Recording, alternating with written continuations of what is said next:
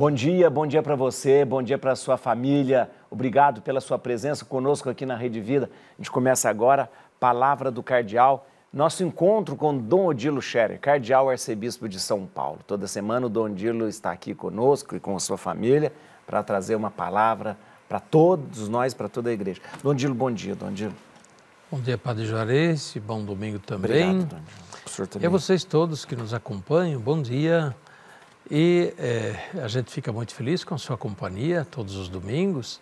Espero que aproveitem desse nosso bate-papo e que isso possa ajudar a viver este dia também, Com esse certeza. domingo. Dom Odilo, hoje o Dom Odilo sempre começa nos ajudando a refletir sobre o Evangelho. O Evangelho de hoje, do 23º domingo do tempo comum, é Marcos capítulo 7, versículo 31 e 37. Aos surdos faz ouvir e aos mudos falar. A cura que Jesus faz, né? Sei. Estamos lendo São Marcos agora, nos domingos do tempo comum.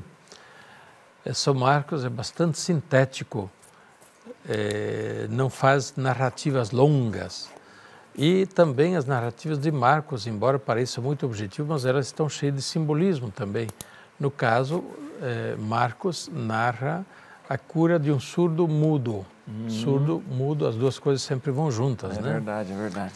Falava com dificuldades e Jesus cura esse surdo mudo. Cura o ouvido, éfata. Éfata em hebraico, né? Abre-te. Abre-te. E depois cura a língua, toca a língua, faz barro com um pouquinho de saliva, toca a língua. E aí o surdo começa a falar, né? E todo mundo se admira. Aí lembram daquilo que está numa profecia. Ele faz os surdos ouvirem e os mudos falarem. Aqui tem várias coisas bonitas ligadas, né? Não é simplesmente um milagre, né? Um milagre que tem todo o ensinamento. Primeiramente, abre-te o ouvido para ouvir a palavra de Deus. Para ouvir a palavra de Deus. Solta a tua língua para proclamar as maravilhas de Deus. Né? Então, não simplesmente ouvir como se nada fosse, né?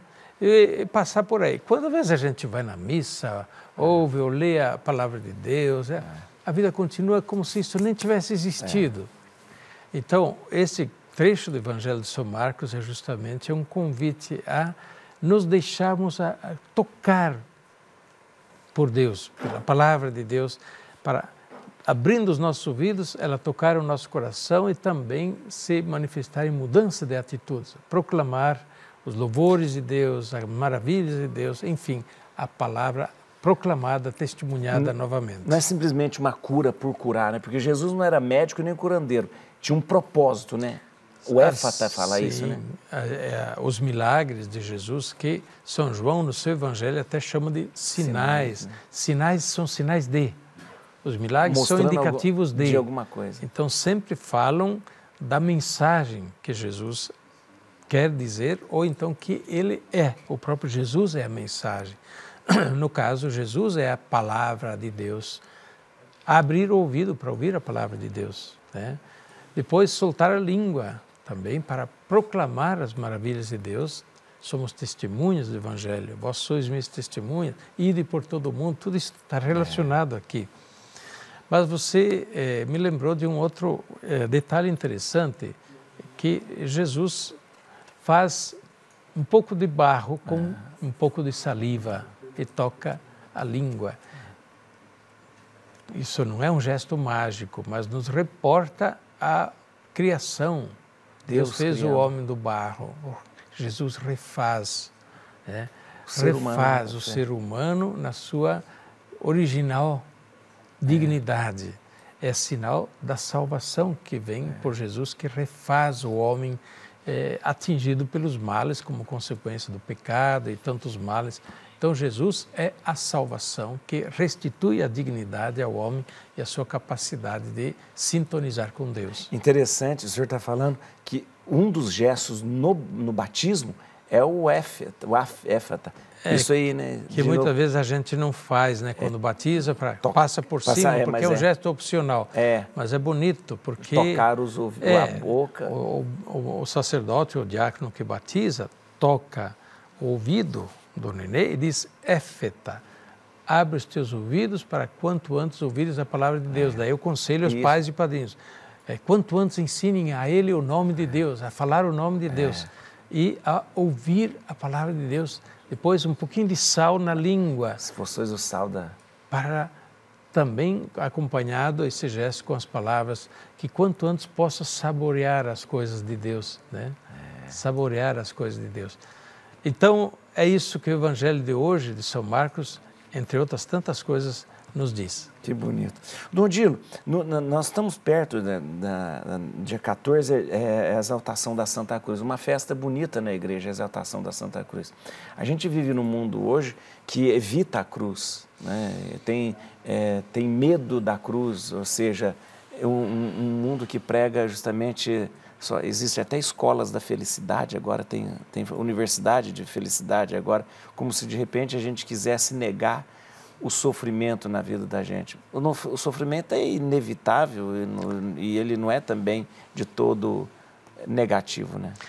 Bem, o fato é que Deus nos chama para a felicidade. Sim, sim, sim. E esta é a nossa vocação, sermos felizes. Deus não nos criou para a infelicidade. Agora,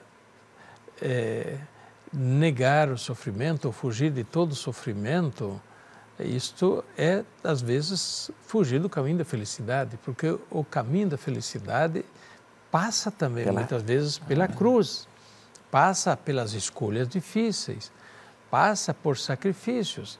Quem quer driblar todas as cruzes e todas as dificuldades na vida, acaba não sendo feliz também. As cruzes, elas são pedagógicas na nossa vida, as dificuldades, cruzes, sofrimentos, são pedagógicos, são restauradoras, as cruzes são restauradoras, as cruzes são purificadoras, educadoras, e a gente não deve esquecer de buscar a lição da cruz, tanto nossas cruzes, né? E por isso, olhando para a cruz de Cristo, e no dia 14 nós temos na igreja a festa bonita da exaltação da Santa Cruz.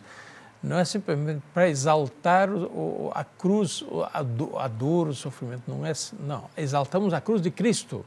Não é qualquer cruz, é a cruz de Cristo, cruz de Cristo, que é da onde veio a nossa salvação. Então, mas a cruz de Cristo, por ela mesma, não é quem está na cruz. Sim. É Jesus que está na cruz, que dá valor à cruz.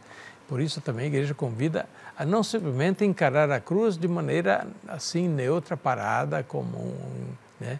Mas com fé, e unir a sua cruz, o próprio sofrimento, à própria cruz de Cristo também. E aí a cruz de Cristo dá sentido às nossas cruzes. Aliás, antigamente se falava mais nisso, hoje se fala pouco, que a gente deveria unir o nosso sofrimento ao sofrimento de Cristo, porque ele também ele ajuda na salvação, né? Exatamente, as nossas cruzes são purificadoras, são educadoras, elas nos digamos assim, educam nas escolhas certas, e elas depois, uma vez carregadas e superadas, elas também nos trazem alegria da superação, alegria da vitória, como para Jesus, depois da cruz, a ressurreição, né? Eu me lembro, os padres antigamente tinham mais esse sentido de falar, olha, eu vou oferecer o meu sofrimento. Eu convivia com um bispo que hoje ajudei a cuidar dele, Dom Couto, que foi bispo de Taubaté, e ele teve aquele AVC e ficou paraplégico. Ele sempre tinha essa coisa de unir o sofrimento dele. Ele dizia que tinha assumido, ele era bispo, mas ele tinha assumido o apostolado do sofrimento. Que ele acreditava nisso como o sofrimento dele sendo uma maneira dele desempenhar o ministério dele. Né?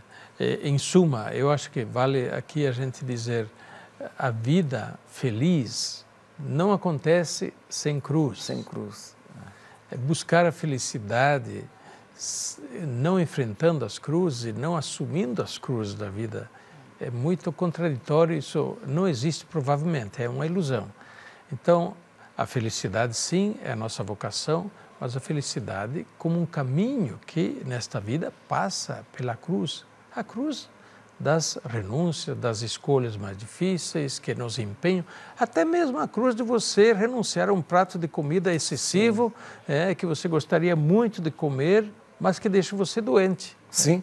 Essa também é uma pequena cruz. Ou seja, é uma renúncia para alguma coisa melhor, né? Exatamente. Então, as cruzes, elas não são necessariamente negativas, elas são educadoras. Odilo, então vamos terminando. Então, aliás, só lembrando que no outro dia da Santa Cruz é dia de Nossa Senhora das Dores, né? Dia 15, pois é. Maria aos pés da cruz. Aos pés da cruz, de né? pé. A maneira não está esmagada, mas alguém que assumiu a cruz, estar com Cristo, junto de Cristo na cruz. É o exemplo de como se deve enfrentar a cruz, né? Exatamente. Então, vamos lá. E desejo a todos uma boa semana, que terminará justamente na próxima sexta-feira com a exaltação da Santa Cruz e sábado com Nossa Senhora das Dores. Que Nossa Senhora acompanhe todos nós, assim como acompanhou Jesus na cruz. E as nossas dores levadas com Nossa Senhora das Dores certamente serão pequenas. A bênção de Deus Todo-Poderoso, Pai, Filho e Espírito Santo, desça sobre vós e permaneça para sempre. Amém.